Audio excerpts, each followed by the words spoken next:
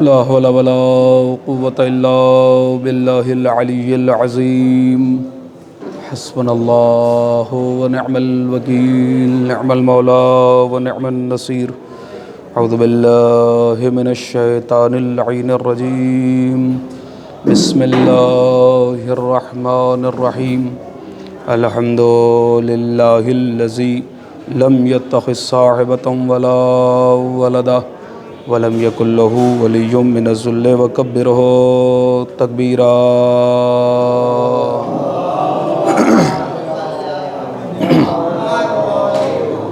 الذي داعيا إلى الله بإذنه وسراجا منيرا الصلاة والسلام والتحية والإكرام على النبي الأمي المكي القرشي الحاشمي الأبتهي التحامي سيدنا ومقتدانا وهدينا وسيلتنا في الدارين إمام القبلتين جد الحسن والحسين مولانا أبي القاسم محمد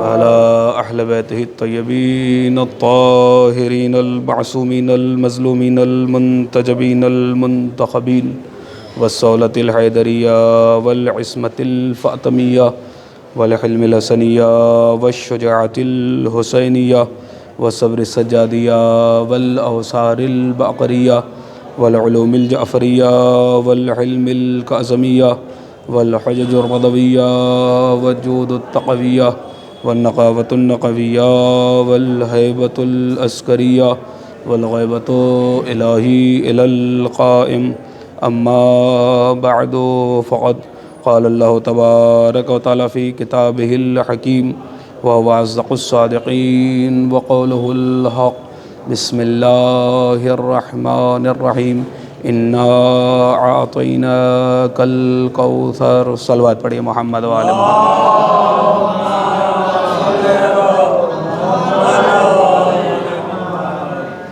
عزیزان گرامی قدر ماتمداران سوگواران اہل بیت علیہم الصلاۃ والسلام،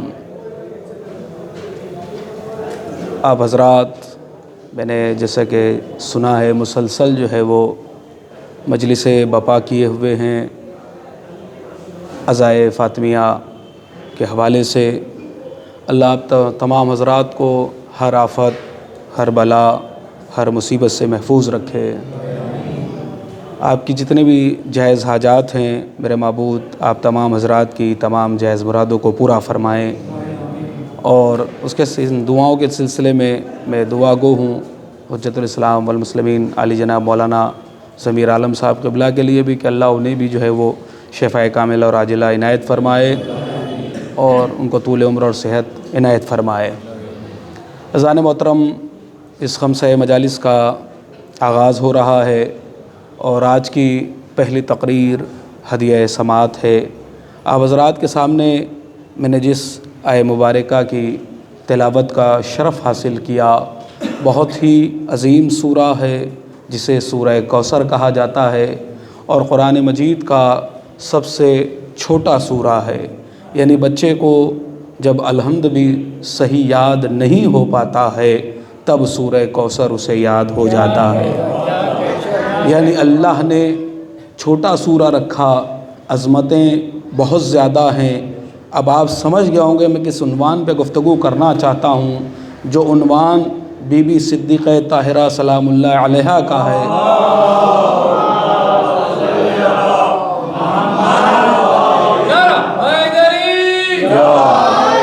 عزیزان محترم، سورہ الحمد کیا ہے کہ ہر نماز میں پڑھنا واجب ہے، جس کا سیکھنا ضروری ہے۔ الحمد وہ سورہ ہے جس میں اللہ اپنی معرفت کرا رہا ہے، گفتگو کے سلیقے کو سکھا رہا ہے۔ ہر نماز میں آپ کو پڑھنا ضروری ہے چاہے صبح کی نماز ہو، ظہرین کی نماز ہو، مغربین کی نماز ہو، بغیر سورہ الحمد کے نماز ہو نہیں سکتی۔ تو پروردگار عالم سورہ الحمد کو چھوٹا رکھ دیتا تاکہ یاد کرنے میں آسانی رہتی۔ بھئی سورہ الحمد میں اللہ اپنی ذات کو سمجھا رہا ہے، اللہ نے مخصوص کیا ہے سورہ الحمد اپنے لیے۔ اور سورہ کوثر کون ہے؟ کہ کوثر سے مراد بی بی کی ذات ہے، یعنی اس کا مطلب یہ ہوا کہ اللہ اپنی ذات سے پہلے اگر کسی ذات کو زمانے تک پہنچانا چاہتا ہے تو اسے فاطمہ کہا جاتا ہے۔ ایک صلوات پڑھے محمد و آل محمد۔ تو کوئی بات آپ کے سامنے عرض کرنا چاہتا ہوں، ذرا توجہ چاہتا ہوں، بہت دھیرے دھیرے آگے بڑھ جاؤں گا۔ بھئی آپ ذرا محسوس تو کریں کہ عظمت صدیقہ طاہرہ کس منزل پر ہے۔ بھئی ذکر کس کا ہے کہ جسے راضیہ کہا جاتا ہے، جو مرضیہ ہے، جو محدثہ ہے، جو بطول ہے، جو طاہرہ ہے، جو راضیہ ہے، جو زکیہ ہے، جو راکعہ ہے، جو ساجدہ ہے، جو صائمہ ہے۔ قرآن جسے بطول کہہ رہا ہے، رسول جسے بذات الرسول کہہ رہے ہیں۔ اللہ اکبر۔ عزیزان محترم دیکھیے، اللہ قرآن مجید کے اندر بہت چھوٹا سا سورہ ہے، اگر آپ دیکھیں کتنا مختصر سورہ ہے کہ اللہ نے اس سورے کے اندر اپنے نبی کو ڈھارس بھی دی ہے، تسلی بھی دی ہے۔ ایک طرف تسلی ہے، دوسری طرف اللہ کی حمد ہے، اور تیسری طرف دشمنوں پہ تبرہ بھی ہے۔ 3 آیتیں ہیں اور 3 ہی جز ہیں۔ بھئی دیکھیں بسم اللہ کے لیے جو ہے وہ اگر دیکھا جائے، ہم حضرات جو ہیں وہ اہل تشیع جو ہیں وہ بسم اللہ کو جزء سورہ تسلیم کرتے ہیں، مانتے ہیں، لیکن بہرحال یہ عمومی کہ 3 آیتیں آپ مان لیجئے۔ اِنَّا أَعْطَيْنَا كَالْكَوْثَرَ، کیا ہے پہلی آیت؟ کیا ہے سورے کی؟ اِنَّا أَعْطَيْنَا كَالْكَوْثَرَ۔ دوسری آیت فَصَلِّ لِرَبِّكَ وَانْحَرْ۔ اس کے بعد تیسری آیت کیا ہے؟ إِنَّ شَانِئَكَ هو الابتر۔ بھئی پہلی آیت کے اندر اللہ مودت کو بتا رہا ہے کہ مجھے رسول سے کتنی محبت ہے۔ بھئی بہت توجہ چاہتا ہوں، شاید کوئی بات عرض کر سکوں کہ جی صاحب اللہ پہلی اس آیہ مبارکہ کے اندر سمجھا رہا ہے کہ ہم رسول سے کتنی محبت کرتے ہیں، ہمیں اپنے حبیب سے کتنی چاہت ہے، کتنی الفت ہے، کتنی انسیت ہے۔ اِنَّا أَعْطَيْنَاكَ الْكَوْثَرَ، کہ ہم نے تمہیں کوثر عطا کیا۔ دل کو تسلی بھی ہے، دل کو ڈھارس بھی ہے، مودت کو بتایا بھی جا رہا ہے۔ اور دوسری والی آیت میں فَصَلِّ لِرَبِّكَ وَانْحَرْ، اے میرے حبیب تم جو ہے وہ اپنے رب کے لیے، یعنی یہاں پر بندگی کو سمجھایا جا رہا ہے۔ تو پہلی والی آیت مودت ہے، دوسری والی آیت عبادت اور بندگی ہے، اور تیسری والی آیت اِنَّ شَانِئَكَ هُوَ الْأَبْتَرُ، کہ تمہارا دشمن جو ہے وہ ابتر ہے۔ یعنی اللہ بتانا یہ چاہتا ہے کہ دیکھو ہم جس سے محبت کرتے ہیں وہ بندہ ہماری عبادت کر لے، اور جب عبادت کر چکے تب ہمارے دشمنوں پہ تبرہ بھی کرے۔ ایک صلوات پڑھے محمد و آل محمد۔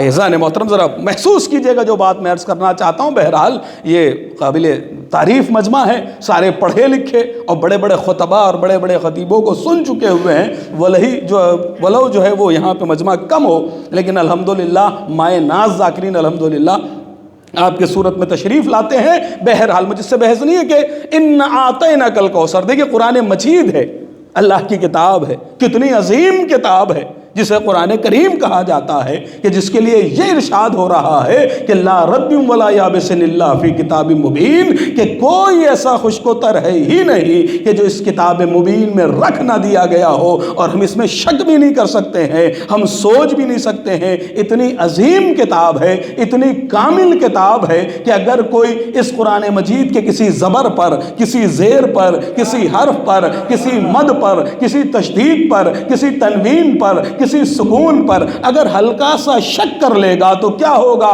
کہ مولانا کو کہنے کی ضرورت نہیں ہے، وہ اپنے آپ دائرہ اسلام سے خارج ہو جائے گا۔ تو ذرا سوچئے تو صحیح، اگر کوئی قرآن صامت کے کسی رمز پہ ہلکا سا شک کر لے تو دائرہ اسلام سے خارج ہو جاتا ہے، اب اگر کوئی قرآن ناطق پہ شک کر لے، وہی قرآن مجید ہے نا، کتاب ہے نا، کتنی عظیم کتاب ہے، کہ اتنی عظیم کتاب ہے کہ آپ شک بھی نہیں کر سکتے، کسی موڑ کے اوپر آپ سوچ نہیں سکتے، جو کہہ دیا وہ اللہ نے کہہ دیا، وہ حرف آخر ہے۔ اللہ اکبر، ایسی کتاب میں کہہ رہا ہے اللہ اِنَّا أَعْطَيْنَاكَ الْكَوْثَرَ، اے میرے حبیب ہم نے آپ کو کوثر جیسی عظیم نعمت سے نوازا.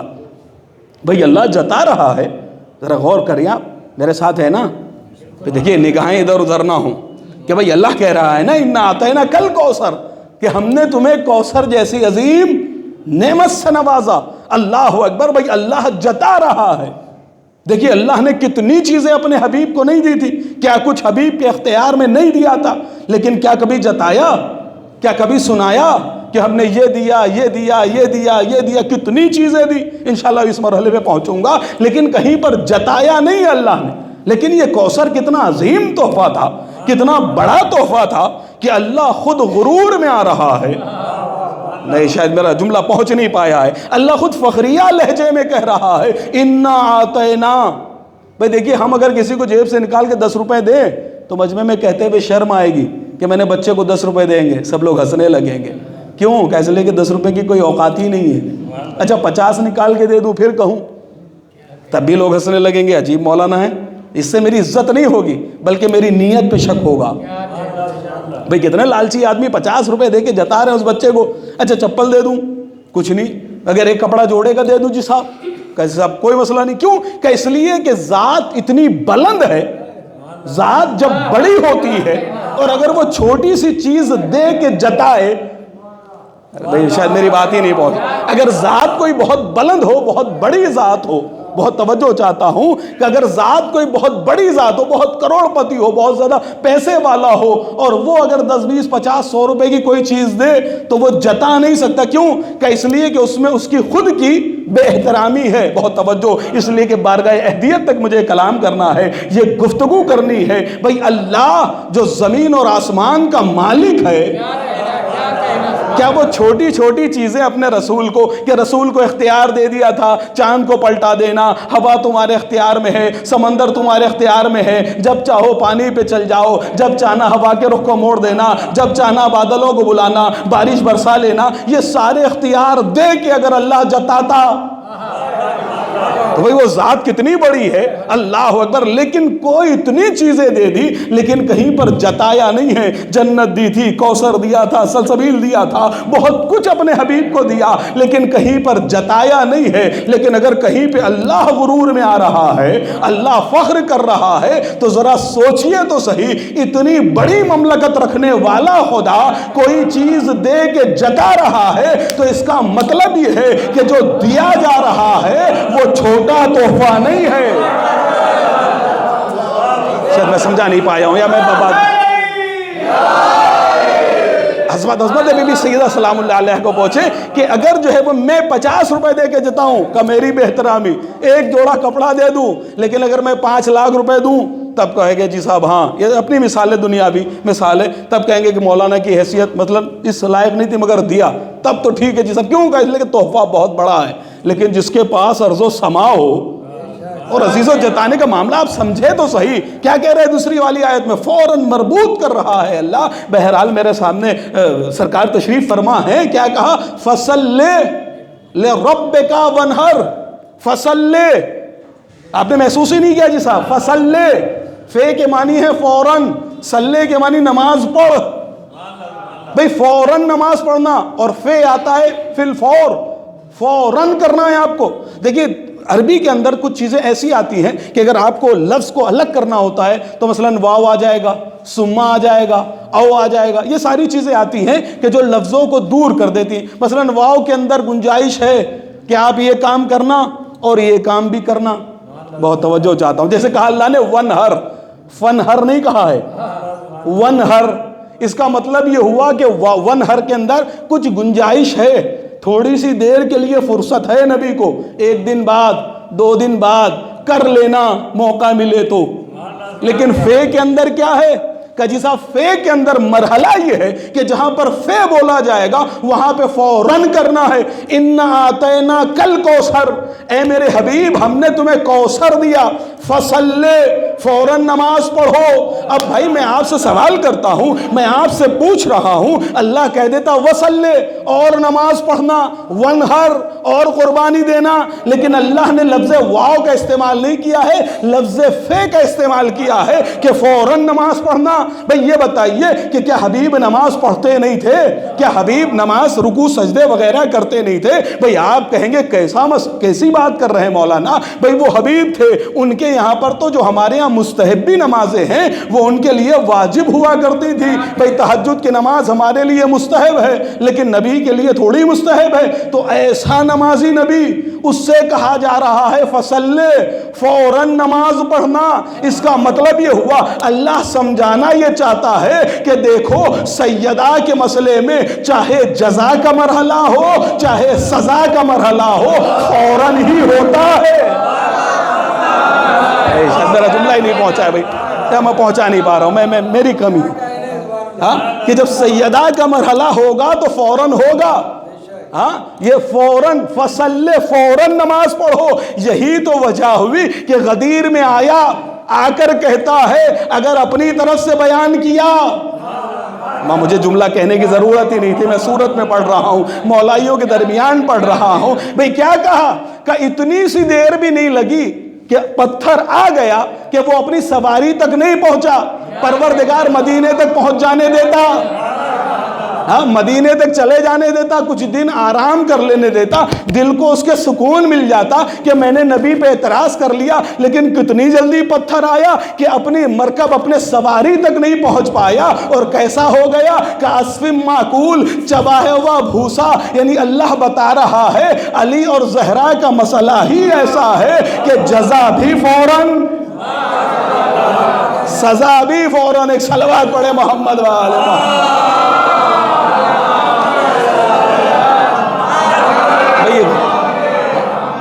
عظمتوں کو تو سمجھے بھائی، گفتگو سمجھ میں آ رہی ہے میری؟ میں آپ کیا پہنچ پا رہا ہوں آپ کے اذان علی تک؟ کہ لگے جی صاحب اللہ کہہ رہا ہے فصلے، فوراً نماز پڑھو، ونہر اور قربانی کے لیے ٹھیک ہے تھوڑی مہلت ہے لیکن نماز کے لیے نہیں۔ کس کی جزا اللہ مانگ رہا ہے؟ اپنے حبیب سے۔ کل لگے جو کوثر دیا ہے نا اس کی جزا میں نماز پڑھنی ہے۔ اللہ اکبر۔ اب سوچے تو صحیح، آپ ذرا غور تو کریں، کس منزل پر ہے کہ اِنَّا أَعْطَيْنَاكَ الْكَوْثَرَ، اے میرے حبیب ہم نے آپ کو کوثر جیسا عظیم تحفہ عنایت کیا۔ اب آپ کہیں گے مولانا نے اپنی طرف سے یہ نیا ترجمہ کر دیا۔ کل جی صاحب دیکھیں نیا ترجمہ نہیں ہے، کبھی کبھی ایسا ہے کہ مفہوم، جیسے آپ کی گجراتی میں کہوں ہوں سے، آپ کہیں گے ٹھیک سے، لیکن میں چیخ کے کہوں ہوں سے تو آپ گریبان تک چلے آئیں گے۔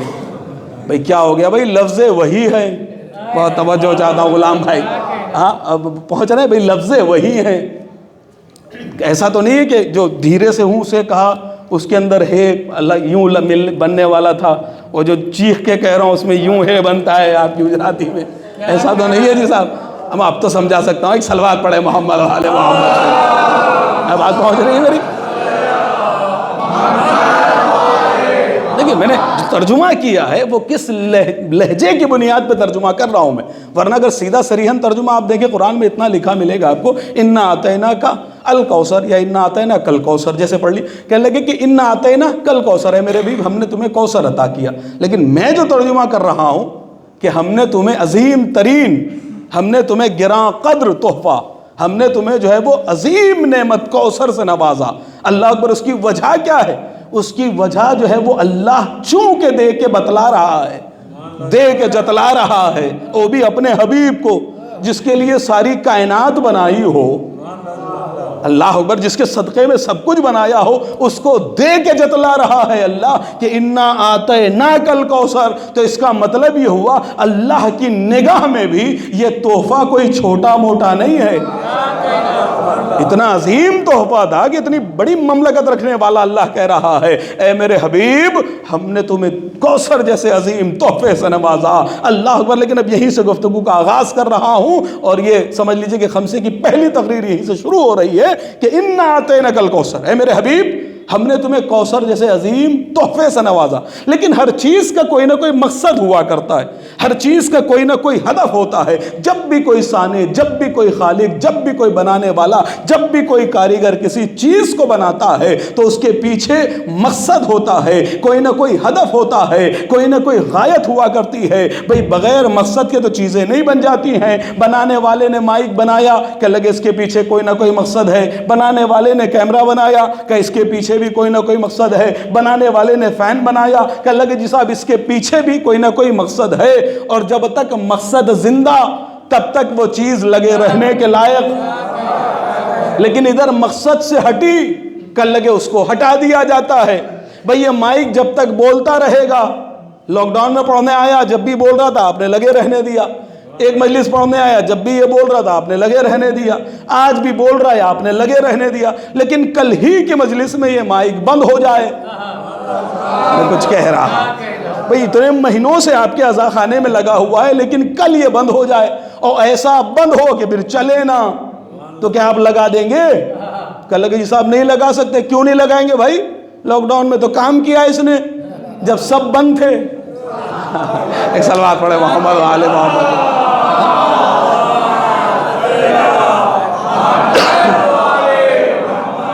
دیکھیے یہ ساری باتیں اس لیے کہ اگر کچھ غنودگی اگر آنکھوں کے اوپر آئے تو وہ دور ہو جائے. کہ لگے جی صاحب اس نے جو ہے وہ لاک ڈاؤن تک میں تو کام کر دیا جی صاحب, ہاں, اور اب آپ کہہ رہے ہیں کہ اس کو ہٹا دیا جائے. اب یہی مائک جو ہے وہ چیخ کے کہنے لگے کہ بھئی میں آپ کے یہاں پہ 3 سال سے ہوں لیکن آپ نے ہٹایا نہیں. لیکن ایک دن کیا بند ہوا میں کہ آپ نے ہٹا دیا؟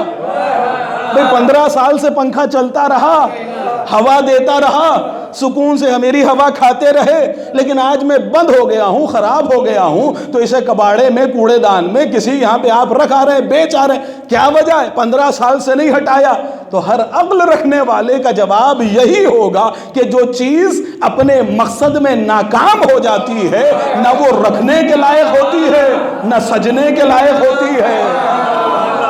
بات پہنچ رہی ہے آپ حضرات تک؟ میں پہنچانا چاہتا ہوں کہ جو چیز اپنے مقصد میں ناکام ہو جاتی ہے نہ اس کو سجایا جاتا ہے نہ اس کو رکھا جاتا ہے, یا تو سروس سینٹر بھیجا جاتا ہے یا کوڑے دان میں ڈالا. کیوں جی صاحب؟ کہ اس لیے کہ مقصد میں ناکام ہو گیا, اپنے ہدف میں ناکام ہو گیا. اور جو ہدف سے ہٹے وہ رکھا نہیں جائے گا, اس کی کوئی اوقات نہیں ہوتی, کوئی حیثیت نہیں ہوتی.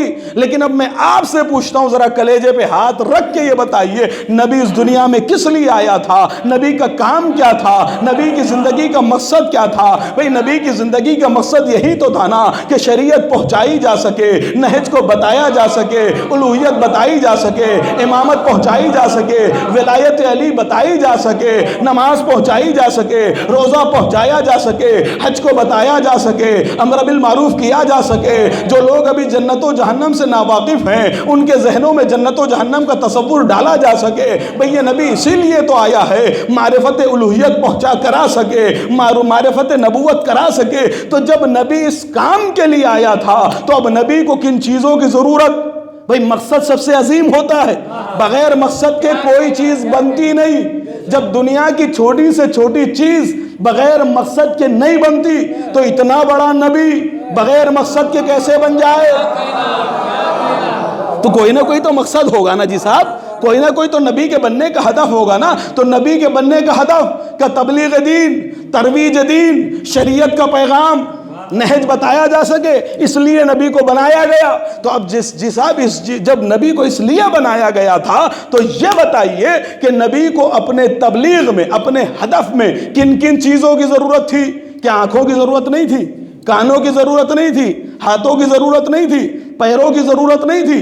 دل کی ضرورت نہیں تھی؟ دماغ کی ضرورت نہیں تھی؟ آپ کہیں گے جی صاحب جب ماحول بشریت میں آئے ہیں, بشر کے درمیان آئے ہیں تو ان تمام چیزوں کی ضرورت تھی. اب یہ الگ مسئلہ ہے کہ ان کی خلقت نوری ہے, لیکن انہیں بشر کا لبادہ اس لیے اڑھایا گیا تاکہ انسانوں کو تبلیغ اطمینان سے ہو سکے. بھئی ہم جیسا ہوگا تبھی تو ہم بات سن پائیں گے, ہاں تبھی تو اس سے کوئی نہ کوئی گفتگو ہو سکتی ہے, ورنہ اگر ہمیں کوئی دکھائی نہ دے تو ہم سمجھیں گے کیسے؟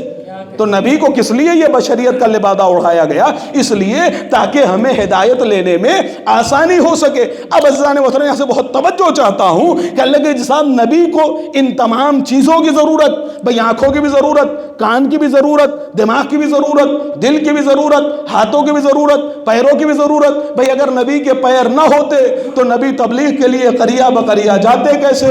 بھئی اگر نبی کی آنکھیں نہ ہوتی نبی کسی کو دیکھتا کیسے؟ بھئی اگر نبی کے کان نہ ہوتے نبی کسی کا پیغام سنتے کیسے؟ بھئی اگر نبی کا دل نہ ہوتا نبی زندہ رہتے کیسے؟ نبی کا دماغ نہ ہوتا نبی سوچتے کیسے؟ نبی کے ہاتھ نہ ہوتے نبی غدیر میں علی کو ولی بناتے کیسے؟ بھئی تو ساری چیزیں ضروری تھیں یا نہیں تھی؟ کہ جی صاحب تبلیغ میں یہ ساری چیزیں ضروری۔ نبی کی زندگی کا مقصد کہ ترویج دین، اور دین کی ترویج کے لیے یہ ساری چیزیں ضروری۔ مقصد سب سے عظیم، اور جو چیز مقصد میں ناکام ہو جائے اسے ہٹا دیا جاتا ہے۔ اس کا مطلب یہ ہوا یہ ساری چیزیں اہمیت کی حامل ہیں نبی کے لیے۔ لیکن مجھے یہ بتائیے قرآن مجید کی 6666 آیتوں کے اندر کسی مقام پر، کسی موضع پر، کسی جگہ کے اوپر اللہ یہ کہہ رہا ہو انا اعطیناک عینین، اے میرے حبیب ہم نے تمہیں دو دیکھنے والی آنکھیں عطا کی؟ کیا کسی منزل پر کہا انا اعطیناک اذنین، اے میرے حبیب ہم نے تمہیں دو سننے والے کان عطا کیے؟ کیا کسی منزل پر ملا انا اعطیناک یدین، اے میرے حبیب ہم نے تمہیں دو حرکت کرنے والے ہاتھ عطا کیے؟ کیا کسی منزل پر ملا انا اعطیناک رجلین، اے میرے حبیب ہم نے تمہیں دو چلنے والے پیر عطا کیے؟ کیا کسی منزل پر ملا انا اعطیناک فؤادن، اے میرے حبیب ہم نے تمہیں دھڑکتا ہوا دل عطا کیا؟ کیا کسی منزل پر ملا انا اعطیناک شفتین، اے میرے حبیب ہم نے تمہیں دو پھول سے ہونٹ عطا کیے؟ کیا کسی منزل پر ملا انا اعطیناک لسان، اے میرے حبیب ہم نے تمہیں بولنے والی زبان عطا کی؟ کیا کسی موقع پہ ملا کہ انا اعطیناک مخزون، اے میرے حبیب ہم نے تمہیں سوچنے والا دماغ عطا کیا؟ کہیں نظر نہیں آتا ہے۔ اور یہ ساری چیزیں وہ تھی جو نبی کی تبلیغ کے لیے کارگر تھی، تو اللہ کو یہ دے کے کہنا چاہیے تھا، لیکن یہ سب کچھ دے کے نہیں کہا۔ کب کہا؟ جب کوثر عطا کیا تب جتایا انا اعطینا کل کوثر، انا اعطینا کل کوثر، اتنی ساری چیزیں دی، جتایا نہیں۔ کب جتایا؟ کہ لگے جب کوثر عطا کیا۔ اس کا مطلب یہ ہوا کہ کوثر کوئی اتنا عظیم تحفہ ہے جو نبی کی زندگی کو مکمل کر رہا ہے۔ نہیں اتنی دیکھیے، اتنی دیر محنت کرنے کے بعد اگر اتنے اطمینان سے سننا ہو تو میں بھی اتنے اطمینان سے پڑھ جاؤں جی صاحب۔ ذاکر کو چاہتا ہی نہیں چاہتا ہے، سب متوجہ رہے تھے کہ بات پہنچنی چاہیے، ہے نہیں؟ خان بھائی بات پہنچ رہی ہے؟ کہنے لگے کہ جی صاحب کیا ہوا؟ کہنے لگے کب جتایا؟ یہ ساری چیزیں نبی کی زندگی میں کارگر تھی، لیکن یہ ساری چیزیں دی نہیں ہیں، جتائی نہیں ہیں۔ کب جتایا؟ کہ جب کوثر عطا کہ انا اعطینا کل کوثر، اے میرے حبیب ہم نے تمہیں کوثر جیسے عظیم تحفے سے نوازا۔ اللہ اکبر۔ اب یہاں پر آنے کے بعد لوگ یہ کہتے ہیں کہ کوثر سے مراد، تفسیر نمونہ کے اندر دیکھ لیجیے آپ 17 معنی لکھے ہوئے کوثر کے، کہ کوثر سے مراد کوئی کہہ رہا دودھ کی نہر، کوئی کہہ رہا شہد کی نہر، کسی نے کہا یاقوت کا محل، کسی نے کہا موتی کا محل، کسی نے لکھا زمرد کا محل۔ یہ سارے ترجمے لکھے ہوئے کوثر کے۔ کیا مطلب جی صاحب شہد کا نہر؟ کیا لگے وہ نہر جو اللہ نے ایک شہد کی نہر ہے جنت میں جو بہہ رہی ہے وہ اپنے حبیب کو دی۔ اچھا جی صاحب اور کیا ہے؟ کیا لگے دودھ کی نہر، ایک جنت میں دودھ کی نہر بہہ رہی ہے کہ جو، لیکن اذان محترم ترجمہ لکھنے والوں کو معلوم نہیں ہے کہ جن کی انگلیوں سے جو ہے وہ کائنات کو پانی مل رہا ہے۔ ہاں اللہ اکبر۔ آج ساری دنیا اگر پانی پی رہی ہے تو وہ کسی ہاتھ کا معجزہ ہے۔ اب وہ مسئلہ مرحلہ انشاءاللہ آپ کے سامنے خمسہ میں عرض کروں گا، ورنہ بعد ایک صلوات پڑھے محمد والے۔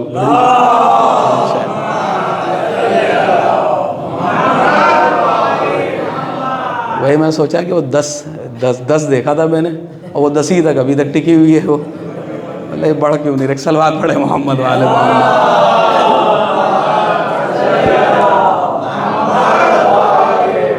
کسی نے لکھا انا اعطینا کل کوثر، کسی نے کہا دودھ کی نہر، یعنی جو اللہ نے جنت کے اندر ایک دودھ کی نہر بہہ رہی ہے وہ اپنے حبیب کو دے دی۔ شہد کی نہر، کل لگے صاحب شہد کی نہر ایک بہہ رہی ہے وہ اللہ نے دے دی۔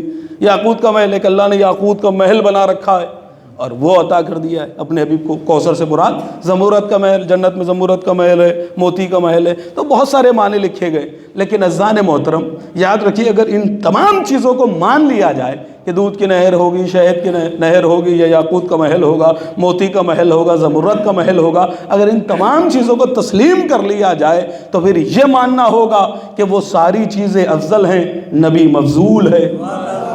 میں کوئی بات عرض کرنا چاہتا کہ وہ ساری چیزیں افضل ہیں، یہ چیزیں مفضول ہیں. لیکن صاحب وہ کیا چیزیں ہیں؟ جو دودھ کی نہر ہو، شہد کی نہر ہو، موتی کا محل ہو، زمرد کا محل ہو، وہ ساری چیزیں بنی ہیں نبی کے صدقے میں. اور جو صدقہ ہوتا ہے وہ کبھی بھی نکالنے والے سے افضل نہیں ہوتا. ہاں، وہ ساری چیزیں نبی کے صدقے میں بنی ہیں. عزیزان محترم کیا کہیں دیکھا ہے دنیا میں ہم نے کہ ہم نے اپنا صدقہ نکالا ہو اور اپنے آپ ہی لے لیا ہو؟ کہ اللہ کہ جی صاحب کچھ صدقے تو ایسے ہوتے ہیں کہ انہیں لینے والے بھی نہیں لیتے. اب آپ دیکھ لیے، نگاہ بہرحال اس منزل پہ نہیں جانا. صدقہ ایسا ہوتا ہے. تو وہ ساری چیزیں جو ہے وہ نبی کے صدقے میں بنی ہیں. اللہ اکبر. تو جو نبی کے صدقے میں بنی ہیں، کیا ان کو لے کر اللہ، ان کو دے کر اللہ جتائے گا ہاں کہ ہم نے تمہارے صدقے میں یہ بنایا تھا اور یہ تمہیں دے دیا؟ اللہ اکبر. عزیزان محترم ذرا سوچے تو صحیح. ہاں، کہ اللہ کے ساتھ کیا ہوا؟ کہا کہ انا اعطیناک الکوثر، ہے میرے حبیب ہم نے تمہیں کوثر جیسی عظیم نعمت سے نوازا. تو اب کوثر کا اگر حقیقی کوئی مراد ہے، حقیقی کا اگر معنی ہے، تو جہاں پر سارے مفسر آ کر اپنے قلم کو توڑ دیتے ہیں کہ اگر کوثر کا کوئی عظیم مصداق ہے تو وہ حضرت سیدہ کی ذات ہے.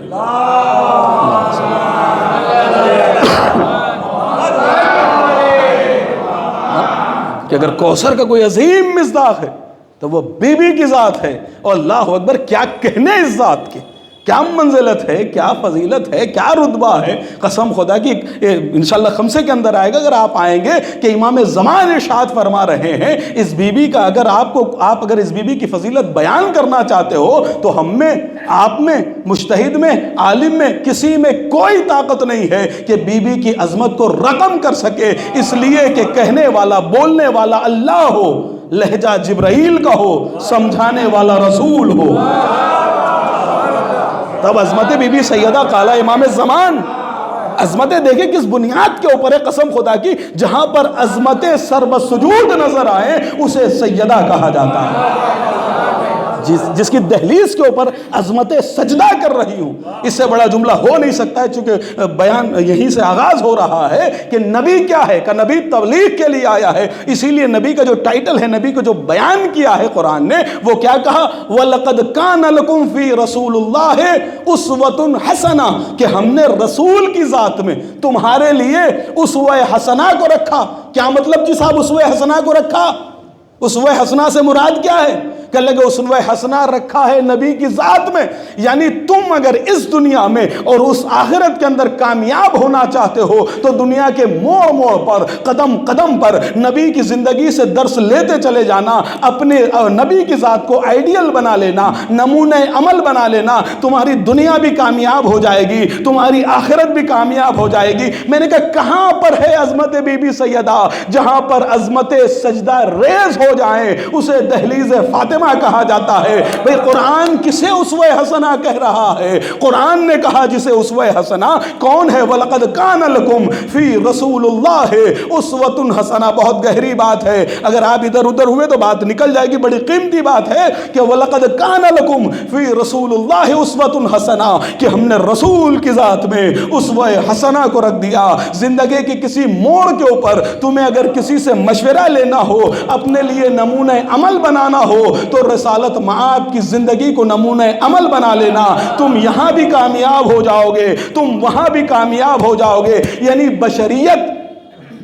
بشریت کے لیے جو اسوہ ہے، نمونہ عمل ہے، اسے رسول کہتے ہیں. اب امام زمان ارشاد فرماتے ہیں، کتاب میں دکھاؤں گا، امام زمان نے ارشاد فرمایا. کیا فرمایا؟ فی ابنت رسول اللہ صلی اللہ علیہ وآلہ وسلم لی اسوۃ حسنہ. شاید میری بات نہیں پہنچ پائی. کیا فرمایا امام زمان نے؟ امام زمان ارشاد فرما رہے فی ابنت رسول اللہ صلی اللہ علیہ وآلہ وسلم لی اسوۃ حسنہ. امام زمان کہہ رہے ہیں کہ رسول اللہ کی بیٹی ہمارے لیے اسوہ حسنہ ہے. بھائی دیکھیے یہ رونگٹے کھڑے ہو جاتے ہیں اگر اس منزل پہ جب بھی میں سوچتا ہوں نا, سوچنا بند کر دیتا ہوں. امامت کی ذات ہے, امامت کہہ رہی ہے. قرآن نے کس کو کہا؟ قرآن جسے اسوہ حسنہ کہے. اسوہ حسنہ سمجھ گئے؟ آئیڈیل, نمونہ عمل, یعنی جس کی زندگی کو دیکھ کر آپ کو اپنی زندگی گزارنی ہے تاکہ آپ یہاں بھی کامیاب ہو جاؤ, وہاں بھی کامیاب ہو جاؤ. شان امامت میں گستاخی ہو جائے گی اگر جو ہے وہ میں آگے بڑھوں, اس لیے کہ مرحلہ یہ ہے نا کہ ہم اتنا ہی سوچ سکتے ہیں جتنی ہمارے پاس عقل ہے, اور ہماری عقل ہے ہی کیا اما جہاں جن کی جوتیوں تک جبرائیل نہ پہنچ پائے, جبرائیل کی منزل منتہا سے آگے جن کی جوتیاں ہوتی ہیں, نہیں تو میں دھیرے دھیرے پڑھ جاؤں گا جی صاحب, پھر محنت کر کے نہیں آؤں گا جی صاحب کہ مغلی سرائے میں بھی ایسے ہی بس پڑھ کے گزر جاؤ دھیرے دھیرے. ہاں میں سمجھے تو صحیح میں کہاں کہہ رہا ہوں آپ کو. جہاں منزل منتہا جبرائیل کی, معصوم فرشتہ کہہ رہا ہے رسول اللہ آگے بڑھا, آئے گا مرحلہ, آگے بڑھ گیا تو جل جاؤں گا, رکوں گا تو بچوں گا. اس کے آگے کیا بڑھی؟ جوتیاں بڑھ گئی. بھائی بڑھی یا نہیں بڑھی؟ فخلا نالیک, اے موسیٰ جوتیاں اتار دو, وادی مقدس ہے. بھائی ذرا سوچے, عظمتوں کو سوچے. میں کہاں بات کر رہا ہوں کہ امام زمان نے ارشاد فرمایا فی ابنت رسول اللہ, کہ رسول صلی اللہ علیہ وسلم کی بیٹی جو ہے وہ اس میں لی اسوۃ حسنہ, ہمارے لیے اسوہ حسنہ ہے. قرآن نے کس کو کہا؟ بشریت کے لیے, ساری آدمیت کے لیے, ساری امت کے لیے, سارے لوگوں کے لیے جسے اسوہ حسنہ بنا کر بھیجا گیا. وَلَقَدْ كَانَ لَكُمْ فِي رَسُولِ اللَّهِ أُسْوَةٌ حَسَنَةٌ, کہ ہم نے رسول کی ذات کو تمہارے لیے اسوہ حسنہ بنا کے بھیجا ہے. اور ادھر امام زمان کہہ رہے ہیں فی ابنت رسول اللہ, کہ رسول اللہ کی بیٹی لی اسوۃ حسنہ ہمارے لیے. تو ساری امت کے لیے جو اسوہ حسنہ ہے اسے رسول کہتے ہیں, اور امامت کے لیے جو اسوہ حسنہ ہے اسے بطول کہتے ہیں. اب اس کے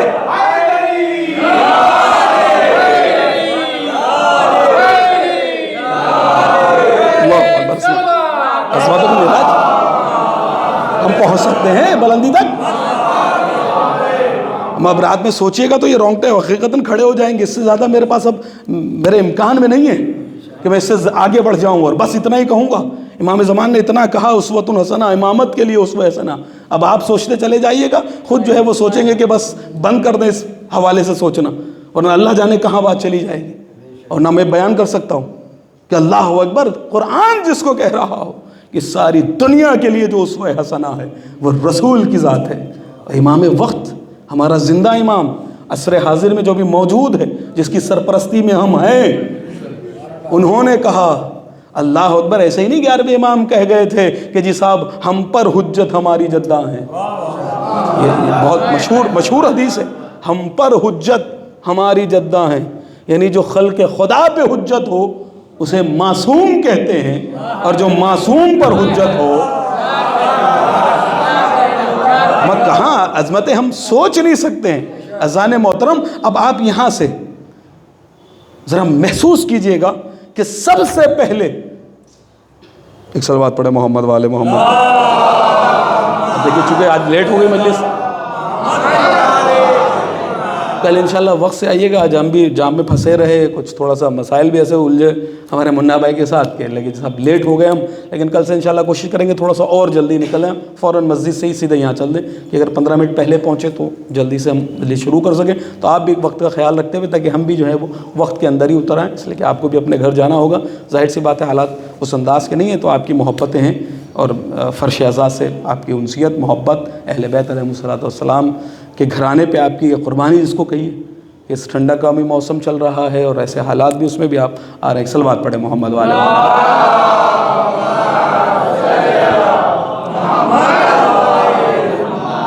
آپ عظمت کو سمجھیں، قسم خدا کی کیا ہے کہ ہم پر حجت ہماری جدہ ہے، ہم نے بس سن لیا، مولانا نے پڑھ دیا، لیکن کبھی سوچے جا کے کہاں پر عظمت ہے۔ اب آپ عزیزو دیکھیں کہ کتنا رعب تھا مدینے کے اندر، قسم خدا کی اگر ایک ایک بات آپ سوچیں گے نا تو رات کو نیند اڑ جائے گی کہ کہاں پر ہے عظمت۔ سب سے پہلے رسول کے بعد اگر کسی کو ٹارگٹ کیا گیا ہے تو وہ بی بی زہرا کی ذات ہے۔ کیوں عزیزان محترم؟ کس لیے؟ وجہ کیا ہے؟ کہ اللہ کہ وجہ یہ ہے کہ اگر یہ موجود رہیں گی، اگر یہ موجود رہیں گی، بھئی مسئلہ فدق کا نہیں تھا، ہاں مسئلہ فدق کا نہیں تھا، وہ جانتے تھے کہ اگر آج فدق دے دیا تو کل جو ہے وہ خلافت بھی دینی ہوگی۔ ہاں تو اگر جو ہے وہ سب سے پہلے اگر کسی کو ٹارگٹ کیا گیا ہے تو حضرت علی علیہ السلام سے بھی پہلے بھئی رسول اللہ کی جو ہے وہ ابھی ادھر شہادت ہوئی ہے۔ بہرحال اب میں منزل فضائل میں تھا، لیکن بہرحال اب آپ کی آوازیں بھی بلند ہونے لگی تو بہت جلدی جو ہے وہ مسائل کی جانب آ جاؤں کہ کہاں پر ہے سب سے پہلے اگر کسی کو۔ کیوں؟ اس کی وجہ کیا ہے؟ کہ اس لیے کہ اگر حکومت بھی ڈر رہی تھی تو وہ علی کی ذات سے زیادہ زہرا کی ذات سے ڈر رہی تھی۔ اس لیے کہ اگر حکومت کو بھائی اگر آپ کو کسی سے ڈر ہو تو جس سے ڈر ہوتا ہے آدمی سوچتا ہے پہلے یہ ہٹے ہیں کہ نہیں ہے۔ جس سے گھبراہٹ ہوتی ہے آدمی اسی کو تو ہٹانا چاہتا ہے، یا اس کے پیچھے والے کو جس سے کوئی خوف ہی نہیں ہے۔ ہاں عزیزو تو یہی وجہ ہے، اگر وہ علی سے ڈر رہے ہوتے تو پہلے سب سے پہلے جو ہے وہ علی علیہ السلام کو جو ہے وہ اپنے راستے سے ہٹانا چاہتے۔ علی علیہ السلام پہ بہت گہری بات ہے، لیکن انہوں نے کیا کیا کہ لگے کہ جب تک رسول کی بیٹی موجود ہے، جب تک رسول کی بیٹی موجود ہے، بذات رسول موجود ہے۔ اور عزیزو یہی وجہ ہوگی کہ بی بی زہرا جو ہے وہ راتوں میں نکلتی تھی اور ایک ایک جو ہے وہ انصار کے گھر کو دق الباب کر کے کھٹکھٹا کے پوچھتی تھی کہ کیا جو ہے وہ علی کا حق نہیں تھا؟ کیا یہ رسول اسلام نے غدیر خم میں خلافت جو ہے وہ علی کو نہیں دی تھی؟ کیا ولایت کے حقدار جو ہے وہ علی علیہ السلام نہیں ہے؟ میرے شوہر نامدار نہیں ہے؟ اللہ اکبر، کسی میں اتنی ہمت نہیں ہوتی تھی کہ بی بی کو جواب دے سکے۔ روایتیں لکھتی ہے کہ لوگ دروازہ بند کر لیا کرتے تھے، بند کر کے خاموش سر کو جھکا لیا کرتے تھے، کوئی جواب نہیں آتا تھا۔ اللہ اکبر، ورنہ جواب دینا چاہیے نا۔ اس کا مطلب لوگوں کے اوپر رعب اتنا زیادہ تھا کہ حکومت بھی جان رہی تھی کہ جب تک زہرا ہے تب تک حکومت جو ہے وہ پائیدار نہیں ہو سکتی ہے۔ لہٰذا صرف جو ہے وہ کب آپ نے جو ہے وہ جناب محسن کی جو ہے وہ شہادت، آپ سوچیں، آپ قسم خدا کی کہاں ہے ظلم کی انتہا۔ ابھی چونکہ 5 مجلس پڑھنی ہے تو دھیرے دھیرے آپ کے سامنے بڑھوں گا، اور انشاءاللہ چونکہ آپ مسلسل مجلسیں اسی عنوان پہ اور روزانہ سن رہے ہوں گے مسائل، تو انشاءاللہ کچھ مسائل تبدیل بھی کیے جائیں گے کہ کب آپ نے جناب محسن، ذرا آپ سمجھیں کہ کتنی مظلومہ ہیں، کیسی معصومہ ہے، اور عظمت کہاں پر ہے، عظمتوں کی بلندی، اور اب ادھر ظلم، مظلومیت۔ میں نے بھی کہا نا ذکر اس کا ہے جو مظلومہ ہے، جو معصومہ ہے۔ ہاں کہ کب آپ نے حضرت محسن کل لگے کہ جی صاحب 1 ربیع الاول 2 ربیع الاول، آپ کتنی 2 ربیع الاول یا 1 ربیع الاول کو، یہی تبھی تو آپ جناب محسن علیہ السلام کی جو شہادت کرتے ہیں، بپا کرتے ہیں۔ برابر منایا تو عیدیں وغیرہ منائی جاتی ہیں، ہم کہہ دیتے ہیں کہ ہم نے محرم منایا ہے، لیکن یہ غلط ہے کہ بپا جو ہم شہادت بپا کرتے ہیں وہ کب ہے؟ کل کہ صاحب 2 ربیع الاول یا 3 ربیع الاول۔ مجھے یہ بتائیے کہ آپ نے شہادت اس وقت منائی جناب محسن کی، یعنی جناب محسن ساقط ہو چکے، ہاں، اور شہادت کب ہے؟ شہادت کب ہے؟ کل کہ اگر آپ جو ہے وہ 75 دن یا 95 دن مان لیں، ہاں 75 دن یا 95 دن، اب ان 75 یا 95 دنوں میں سے رسول اللہ کی وفات کب ہے؟ 28 تاریخ کو، 28 سفر کا اگلا مہینہ ہی ربیع الاول، یعنی رسول اللہ کی شہادت کے کتنے دن کے بعد، وفات کے بعد کتنے دن کے بعد دروازہ گر چکا ہے؟ بتائیں مجھے، صرف 2 یا 3 دن کے بعد، اگر 30 کا چاند مان لیں تو 3 دن کے بعد، 29 کا چاند مان لیں گے تو آپ 2 دن کے بعد، 2 دن کے بعد دروازہ پسلیوں پہ گر چکا ہے، محسن شہید ہو چکے ہیں، اور علی کو کب علم ہو رہا ہے؟ جب آپ غسل دے رہے ہیں اس وقت علی کو علم ہو رہا ہے کہ زہرا کی پسلیاں ٹوٹ چکی ہیں، اور عزیز و ڈاکٹرز یہ کہتے ہیں کہ اگر کسی کی پسلی ٹوٹ جاتی ہے نا تو پھر وہ جڑتی نہیں ہے۔ عزیز و یہیں بیٹھے بیٹھے آپ مجھے صرف اتنا بتائیں، ایک مرتبہ ذرا سانس تو لیجیے، آپ یہی بیٹھے بیٹھے لیجیے، ذرا سانس بھریے تو صحیح، جب آپ سانس ذرا لیجئے تو صحیح، کام کرنے کے بعد اگر آپ سانس لیں گے نا تو آپ کی پسلیاں بلند ہوتی ہیں۔ اور عزیزو جو چیز ٹوٹ جاتی ہے نا اسے ہلایا نہیں جاتا ہے۔ عزیزو اگر ہاتھ ٹوٹ جاتا ہے تو ڈاکٹر سے پٹا کس لیے باندھ دیتے ہیں؟ ٹھیک تو دواؤں سے ہو جاتے ہیں، لیکن اس لیے باندھا جاتا ہے تاکہ جس کا ہاتھ ٹوٹا ہے، جس کو زخم لگا ہوا ہے، حرکت کی وجہ سے اسے تکلیف نہ ہو۔ پسلی جوڑتی نہیں ہے، اور جو چیز ٹوٹ جاتی ہے اسے حرکت نہیں دی جاتی، لیکن جب بھی سانس لو گے، جب بھی سانس بھرو گے تو یہ پسلی ضرور حرکت میں آئے گی۔ مجھے یہ بتائیے رسول اللہ کی بیٹی کب دروازہ گرا ہے؟ کہ دروازہ گرا ہے 1 تاریخ کو گرا ہو یا 2 تاریخ کو گرا ہو، 75 دن زندہ شہزادی رہی ہو یا 95 دن زندہ رہی ہو، بس 2 دن کم کر لیجئے، 90 دن تک جب بھی سانس لیا کرتی ہوں گی، ہر سانس میں زہرا کو کتنی تکلیف ہوتی ہوگی۔ ارے پسلیاں ٹوٹی ہوئی ہیں، اللہ اکبر۔ ہاں عزیزو یہی تو وجہ ہے کہ مظلومہ کو مرثیہ پڑھنا پڑا۔ سبت علیہ مصائب لو انہا سبت علیہ مسرنا لیالیا۔ او میرے بابا، آپ کے بعد ایسی مصیبتیں زہرا پہ ڈھائی گئی کہ اگر دنوں پہ پڑھ جاتی تو رات کی طرح تاریک ہو جاتی۔ اللہ اکبر۔ ہاں عزیزو بی بی زہرا سلام اللہ علیہا جہاں پر اتنی عظمتیں ہیں، کتنا وقار، اللہ اکبر، کیا شان ہے بی بی زہرا کی، لیکن مرثیہ پڑھ رہی ہے رسول کی بیٹی۔ ہاں عزیزو ان اہل بیت پر اگر آپ کو ظلم سمجھنا ہے تو امام سید سجاد کا وہ جملہ سمجھنا ہوگا۔ جب آپ کربلا سے لوٹے ہیں نا تو ایک جملہ کہا نانا جیسے رسول اللہ کے روضے کو دیکھا ہے، مرقد پر آئے نا نانا کے تو نانا سے کہا نانا آپ نے تو امت سے یہ کہا تھا کہ میرے بچوں سے محبت کرنا، آپ نے یہ آیت بتائی تھی قُلْ لَا أَسْأَلُكُمْ عَلَيْهِ أَجْرًا إِلَّا الْمَوَدَّةَ فِي الْقُرْبَى کہ دیکھو میرے قرابت داروں سے محبت کرنا۔ اے نانا اگر آپ ظلم کرنے کا کہہ جاتے تب بھی اتنا ظلم نہ ہوتا، جبکہ آپ نے محبت کی تلقین کی تھی کہ میری اہل بیت سے محبت کرنا۔